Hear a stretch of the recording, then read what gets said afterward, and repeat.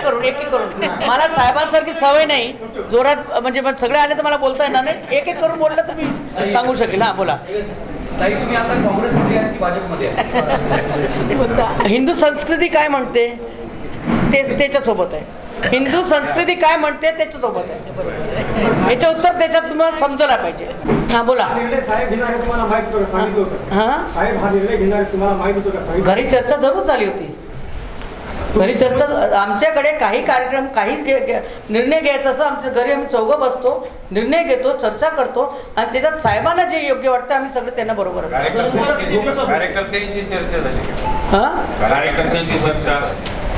आता तेच साहेबांना माहिती आहे.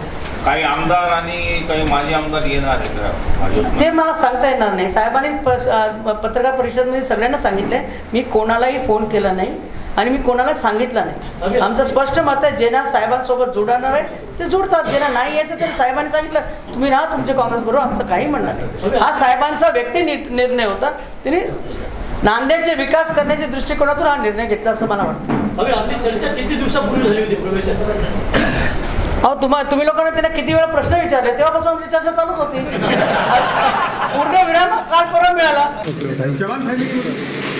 लोकांची काय हे आहे, लोकांची काय मागणी आहे ते सामान्य निर्णय घेऊ. तेव्हा निधीचं जर इच्छा असेल तर आम्ही काय नाही चालवणार नाही, पण लोकांची प्रतिक्रिया, लोकांचे मत पण आम्ही विचारणार आहे. आम्ही कोणावर आपला उमेदवार लादणार नाही.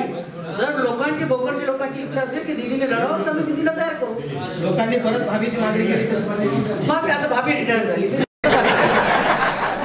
आता तुमची भाभी म्हणून राहिली आहे. तुम्ही या चहा पाणी करायला कोणतरी घरी पाहिजे की नाही? आता सगळेच कामाला लागले तर कसं व्हायचं?